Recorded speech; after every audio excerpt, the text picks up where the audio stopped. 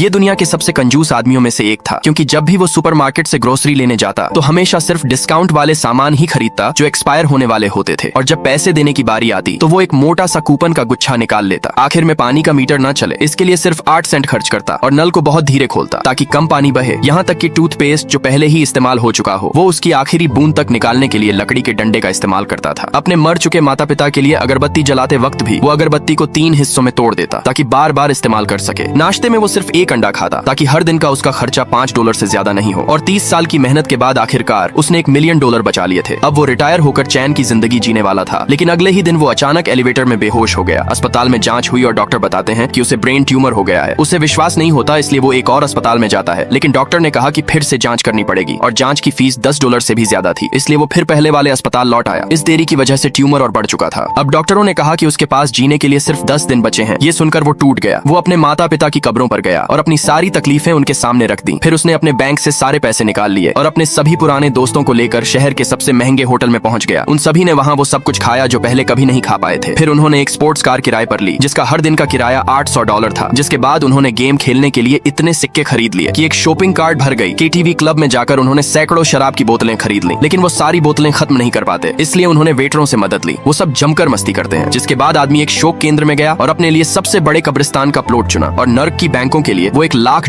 का खर्चा करता है। फिर वो आदमी दफनाने से पहले लगाए जाने वाले मेकअप की सेवा को खुद पर आजमाता है। जिसके बाद आदमी अपने आखिरी बचे दिन में घर लौटता है, लेकिन उसने वहाँ एक एक्सपायर हैम सॉसेज देखा और तुरंत उसे खाने लगा। अगले ही पल उसे चक्कर आने लगे और वो बेहोश हो गया। उसके दोस्त उसे फौरन अस्पताल ले गए और जब उसकी आंख खुली तो डॉक्टर उसे बताते हैं कि ब्रेन ट्यूमर का पता लगाने वाली मशीन में गड़बड़ी थी। असल में उसे कोई ट्यूमर नहीं था। जो भी लक्षण थे जैसे उल्टी और बेहोशी वो सिर्फ पुराने खराब खाने की वजह से फूड पॉइजनिंग हो गई थी।